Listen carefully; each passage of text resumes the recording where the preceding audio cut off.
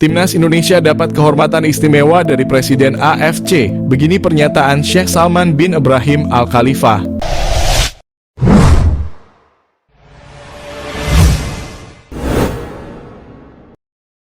Setelah berhasil mengalahkan Filipina 2-0 di laga terakhir Grup F, Timnas Indonesia menjadi satu-satunya wakil Asia Tenggara yang melaju ke babak ketiga kualifikasi Piala Dunia Zona Asia.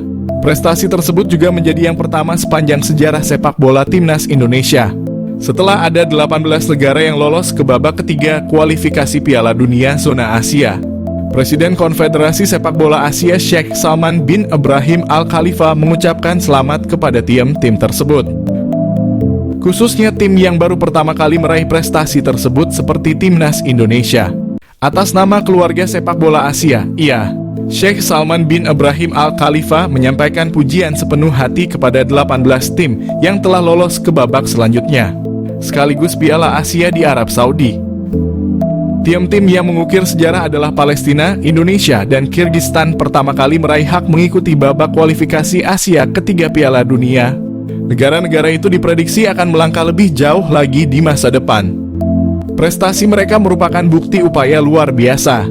Menurut Salman bin Ibrahim, yang terpenting kualitas dan kinerja luar biasa dari tim Asia semakin menggarisbawahi kemajuan yang terus dicapai federasi dalam beberapa tahun terakhir. Berada di Indonesia, apakah pemain Ajax Amsterdam Tristan Gooijer bakal dinaturalisasi untuk perkuat timnas Indonesia? Berada di Indonesia, Tristan Gooijer. Mengutip dari akun Instagramnya @TristanGooijer, fullback kanan berusia 19 tahun ini sedang berada di Canggu, Bali. Ia sedang berpose bersama rekannya di salah satu tempat wisata di Pulau Dewa. Maksud Tristan Gooijer berada di Indonesia hanya untuk berlibur. Namun bukan tak mungkin potensi Tristan Gooijer mengurus berkas naturalisasi itu masih ada. Indonesia sendiri sangat membutuhkan jasa Tristan Gooijer. Saat ini Timnas Indonesia membutuhkan pemain jempolan di posisi wingback atau fullback kanan. Sebab dua pemain andalan Timnas Indonesia di posisi itu, Sandy Walsh dan Asnawi Mangkualam, tak dalam kondisi terbaik. Dibilang begitu karena baik Sandy Walsh dan Asnawi Mangkualam sama berstatus pemain cadangan di klub masing-masing. Ketika dipercaya tampil membela Timnas Indonesia pun belum menampilkan performa gemilang. Di sisi lain, Tristan Gooijer pelan-pelan menembus skuad utama Ajax Amsterdam. Jika terus meningkatkan performanya, hanya masalah waktu bagi Tristan Gooijer menjadi pemain reguler di Amsterdamers. Lantas, pernahkah PSSI menghubungi Tristan Gooijer sebelumnya? Dalam sebuah wawancara dengan Yusa Nugraha, Tristan Gooijer mengaku pernah dihubungi PSSI.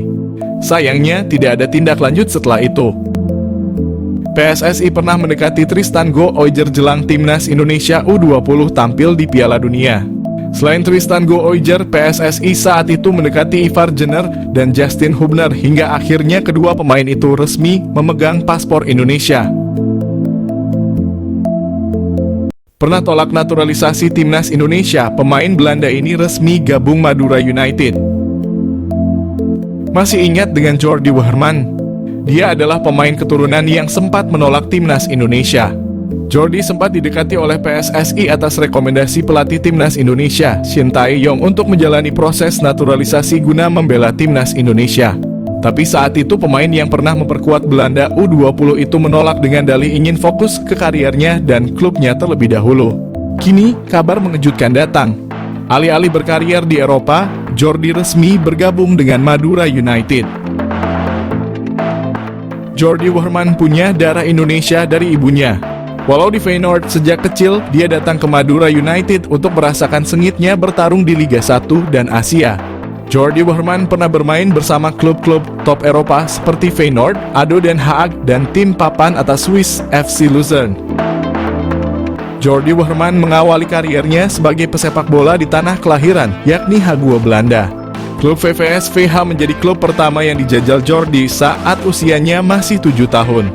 Kemudian, Jordi melanjutkan kariernya di Akademi Feyenoord. Hasilnya, ia berhasil naik kelas dari kelompok umur.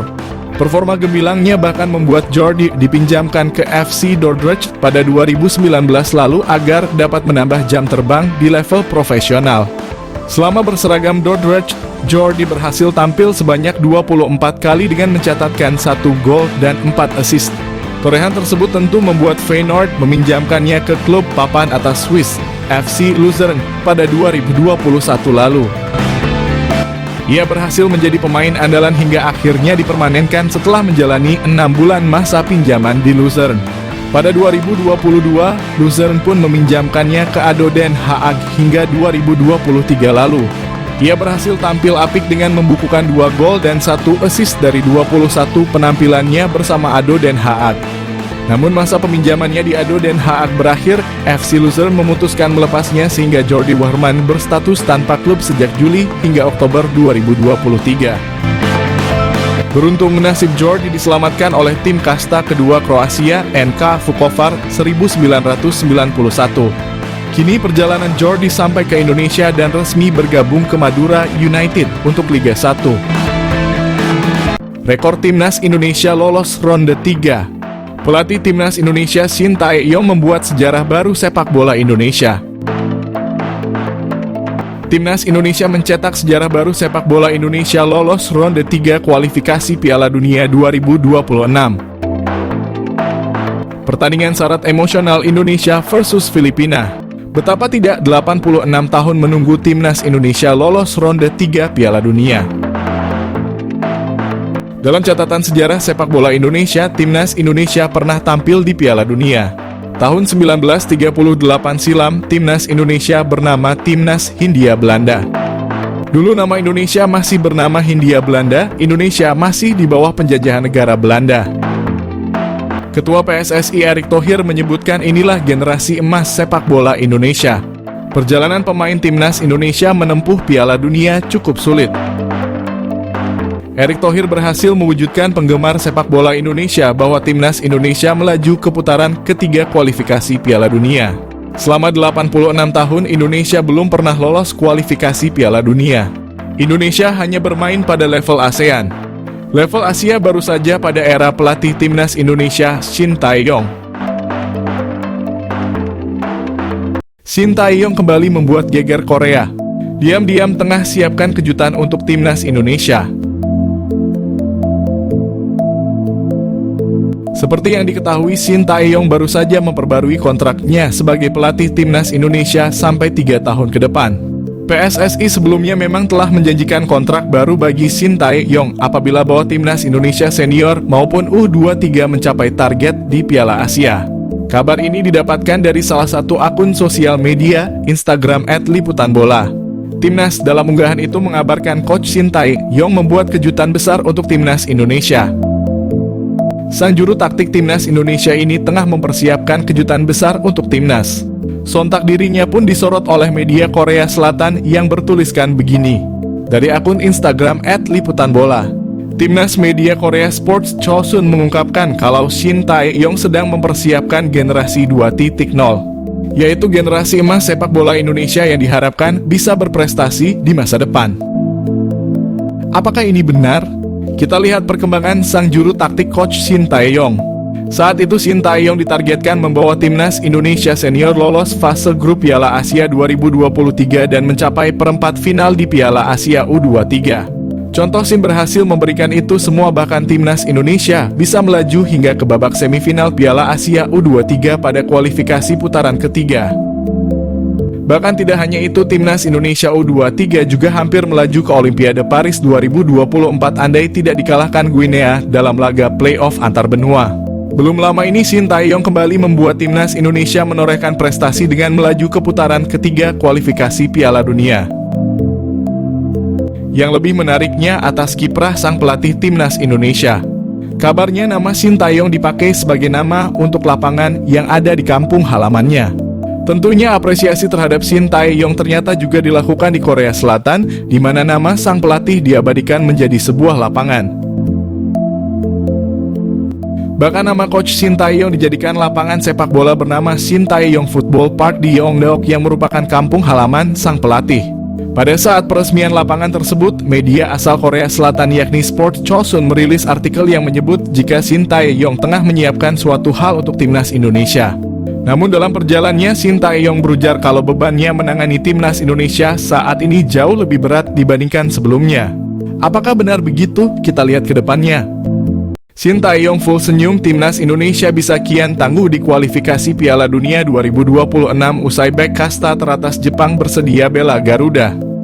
Pelatih timnas Indonesia Shin Tae-yong bakal punya opsi tambahan di lini pertahanan setelah salah satu bintang kasta teratas Liga Jepang, Riku Matsuda, menyatakan minatnya untuk bela skuad Garuda. Seperti diketahui, timnas Indonesia bakal jalani partai sengit di kualifikasi Piala Dunia setelah lolos ke putaran ketiga. Tergabung di grup C, anak asuh Shin Tae-yong tersebut bakal berhadapan dengan Jepang, Australia, Arab Saudi, Bahrain, serta Cina. Keenam tim tersebut akan bersaing memperebutkan 2 tiket lolos langsung ke Piala Dunia 2026 serta 2 tiket lolos ke putaran keempat kualifikasi. Bakal hadapi lawan-lawan tangguh, pelatih Shin Tae-yong pun harus mempersiapkan skuad dengan matang. Salah satunya dengan mencari para pemain diaspora tambahan dari kompetisi Eropa untuk menambah kualitas timnas Indonesia. Dalam beberapa waktu terakhir, ada 2 nama pemain keturunan Eropa yang dikabarkan masuk sebagai kandidat naturalisasi baru timnas. Mereka adalah Kevin Dix serta Ole Romani. 2 bintang tersebut saat ini tengah tampil di kasta teratas Eropa. Selain 2 nama di atas, sejatinya masih ada beberapa pemain keturunan lain yang bisa menjadi opsi buat timnas Indonesia. Salah satunya adalah Riku Matsuda, bek berpengalaman di kasta teratas Liga Jepang ini layak dipertimbangkan Shin Tae-yong untuk memperkuat barisan pertahanan. Dalam salah satu wawancaranya saat mengunjungi Jakarta lalu, pemain dari Gamba Osaka ini mengaku sangat ingin memperkuat timnas Indonesia. Jika melihat dari rekam jejak kariernya, Riku Matsuda memang cukup layak mendapat kesempatan tampil membela timnas Indonesia. Melansir dari laman Transfermarkt, tercatat Riku Matsuda sudah 9 musim bermain di ajang J-League atau kasta teratas Liga Jepang. Secara keseluruhan, pemain 33 tahun ini sudah bermain dalam 216 pertandingan J-League dengan torehan 6 gol serta 15 assist. Sedangkan di musim ini, dirinya yang baru pulih dari cedera mampu tampil dalam 10 pertandingan buat Gamba Osaka dan membawa tim bertengger di urutan ketiga klasemen J-League. Saat masih memperkuat Ceruzo Osaka, dirinya bahkan sukses menjuarai masing-masing 1 trofi J-League Cup, The Emperor Cup, serta Japanese Super Cup. Berbekal pengalaman tampil di kasta teratas Liga Jepang hingga raih gelar juara, kehadiran Riku Matsuda mungkin bisa jadi tambahan tenaga timnas Indonesia di kualifikasi Piala Dunia 2026.